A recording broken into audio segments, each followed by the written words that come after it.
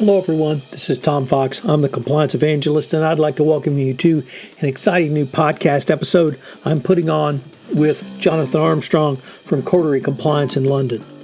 In this podcast, we will take a look at GDPR, which will go live on May 25, 2018. We are providing a countdown of things that you can do to prepare for GDPR. If you do business in Europe, this is one of the most important initiatives and regulatory matters that you will fall under going forward. You must not only comply with the law, but also put policies, procedures in place to do so on a go-forward basis. Jonathan will discuss all of that, including what's required, the fines and penalties, and things you can do to get ready for this. In conjunction with this Countdown to GDPR series, Jonathan Armstrong will come to Houston to put on a half-day workshop for the Countdown to GDPR. It will be put on by the Greater Houston Business and Ethics Roundtable, Gerber. It will be Thursday, April 12th from 9 to 12 at the South Texas College of Law. For more information, you can check it out on the Gerber website. That's ghber.org, gerber.org. This is Tom Fox. I'm the Compliance Evangelist. Countdown to GDPR is a part of the Compliance Podcast Network. Hello, everyone. This is Tom Fox, the Compliance Evangelist, and I'm extraordinarily pleased to have my colleague Jonathan Armstrong, a partner from Coterie Compliance in the United Kingdom, specifically London. And we are here for episode 1 of Countdown to GDPR. Jonathan, I can't thank you enough for taking the time to help educate the United States audience about what GDPR is and what they need to do to get ready for it. Thank you, Tom. Thank you for having me. So, Jonathan, I thought in this episode you might introduce what GDPR is, some of the general concepts, the timelines, and the terminology that a United States or any other compliance practitioner or business person is going to need to comply with this law and when it goes live. So, what are your thoughts? Thanks, Tom. So the first thing to say is that it goes live on the 25th of May, 2018. So we don't have a lot of time left. GDPR applies to more or less, I'm going to simplify as I go along, but more or less anyone doing business in the EU. That could be as much as you having a website which is accessible to people in the EU, particularly if you're trading or you're allowing people to request brochures or whatever. And obviously, that will then include US corporations, or most US corporations who are doing business internationally. In some respects, US corporations are disadvantaged because they've got to appoint a data protection representative if they don't have a footprint in the EU.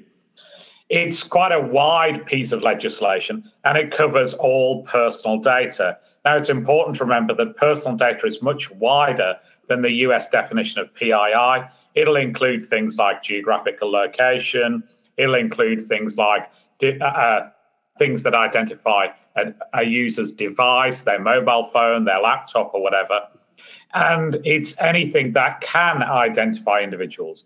It doesn't have to have their name on it. So an IP address, for example, would be included. And GDPR brings in a whole load of new requirements, and we're going to discuss some of these in forthcoming episodes. But for example, it has heightened obligations on data security. In most cases, you'll have to report data breaches to a regulator in the EU in 72 hours. It has a principle of privacy by design. It encourages data protection impact assessments, which again we'll discuss in a future podcast. And it also gives important rights for individuals. One of them already exists in data protection law. That's the right to ask people, for people to ask you what information you have on them. It's called a subject access right. That right will be extended, and it'll be for free rather than the nominal fee you can charge. But there are a whole host of other rights as well, like the right to data portability, the right to be forgotten, which again we will discuss in future webinars as well. And then I guess, Tom, that the other thing that has really got a lot of attention, or the other two things, I guess, are data transfer. We've had all these issues with the Schrems case and Privacy Shield replacing Safe Harbor. GDPR says a little bit about that, but not much. And the other thing that's got real headline attention are the fines. So if you're a small business, then you're subject to a fine of 20 million euros.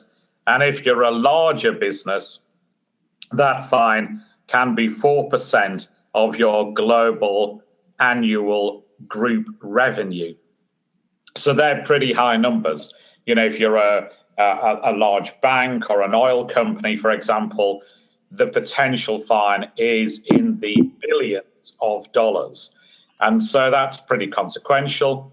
My gut feel is we won't see these high fines early, but we will see a substantial increase in the number of class actions, and we will see more regulatory investigations, particularly around data security. So it's part evolution, part revolution, but definitely something, Tom, that I think every corporation, even if they're just based in the US, will have to take into account. So, Jonathan, let me follow up with a couple of questions. First of all, when again is the go live date, or the date by which companies need to have compliance in place? And the second thing is, I want to follow up. You just said that there could be potential class actions. Is there a private right or a private cause of action under GDPR? And I would contrast that with the U.S. Foreign Corrupt Practices Act, which does not have a private right or private cause of action. Only the government can bring an FCPA case. Yeah, so it goes live on the 25th of May 2018. I know that at least one individual is trying to get ready with some private rights of action for the 25th of May. And he says that he is compiling a list of corporations that he's going to send these subject access requests to as a preliminary, and that he has some mailing software that is already programmed to go at a minute past midnight. And so he says he adds one major corporation a day to that list, the corporation that's irritated him the most that day. So private rights of actions definitely will happen. We've seen a number of pressure groups start up. One that's just about to launch, that has been formed by Max Schrems, the privacy activist who started that litigation, which took down the Safe Harbor scheme and led to the U.S. government applying to be joined into proceedings in Ireland to defend data transfer. So there will be class actions. They will be consequential, and individuals have much greater rights to sue when their privacy rights have been infringed. So, Jonathan, we're basically 5 months out, and if a company has not yet begun to prepare, are there some steps they can take, at least at this point, to put themselves in a position where they will be in compliance with the law when it goes live in late May? There certainly are. I mean, I think the first thing to say is to plan proportionately. So we are pretty close to the wire now in corporate terms. And I know there's, the council of the ideal. So in an ideal world, people would be doing things like data mapping, look at where the data is within the organization. The reality might be, however, that if you've a corporation that's existed for 40 years and you haven't done that work already, maybe it's overambitious to try and pull that off in 80 working days. So I think for most people, they're going to be looking at a proportionate plan. Obviously, in this series, we're going to help them through what that plan might look like. But I guess if they were only concentrating on three things for the month of January, for example, they might start off with that proper plan, have a plan that's achievable and concentrates on the main issues that are likely to get you into trouble with a regulator or expose you to private rights of action. And so I guess that would be step one. Step two might be look at how you relate to individuals, whether that be consumers or employees. you're going to have to be much clearer with them about how you're using their data. And that might mean that you need to engage already with the marketing team, with the sales team, with HR professionals, and give them some awareness as to the changes that GDPR is going to make to what they do with individuals and their transparency obligations. And then I guess the third thing, if I could only do three things at this stage, would be to have a real focus on data security. So oftentimes legal, compliance, information security aren't as joined up as they should be. You'll need to make sure that you secure everything that you can, and that's hard copy data as well as electronic data. So it's not just about the laptop. And also, we definitely recommend that you rehearse data breach responses. You have, in the most cases, just 72 hours to respond to a data breach under GDPR. And obviously, you need to practice a couple of times to be able to do that efficiently.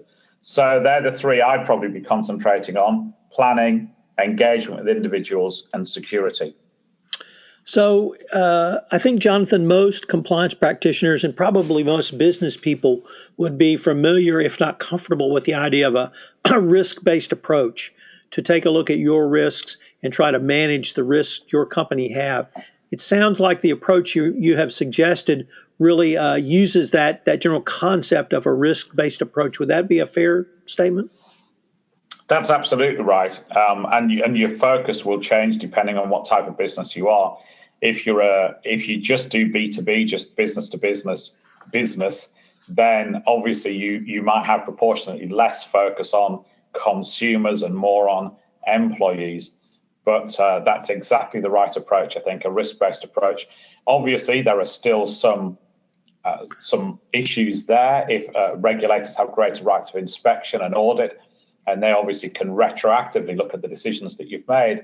But I think if you've got a logical reason for some of the risks that you've taken, you may even find that regulators are sympathetic to that. So, Jonathan, I wanted to end today's episode 1 of Countdown to GDPR with 3 key takeaways that you would give to the compliance practitioner, to the data analyst, or really anyone else in a corporation charged with beginning to look at compliance with GDPR. So do you have 3 key takeaways for us?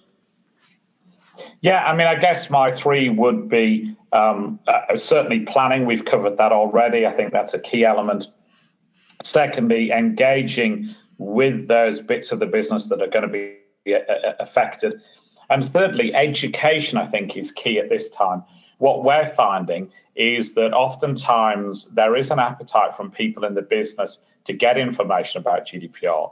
And they might Google GDPR and come up with some sort of white paper that they're reading. Now, as a general rule, those things that are coming up high in the Google rankings are not reliable sources of information. Everybody who knows a lot about GDPR is pretty busy, and they're certainly not buying sponsored search at this time. So make sure that you manage the information that your employees get. Look at a trusted source of information, obviously, Tom, podcasts like this, and make sure that they get information from somebody authoritative rather than a vendor just trying to sell a particular technology solution. Because as we said, it's not all about the technology. Hard copy data is in scope as well. Well, Jonathan, thanks very much, and I look forward to continuing our countdown over the next several months. Thank you very much. My pleasure. Thank you, Tom. Hello, everyone. This is Tom Fox again. I'd like to thank you for listening to episode 1 of Countdown to GDPR.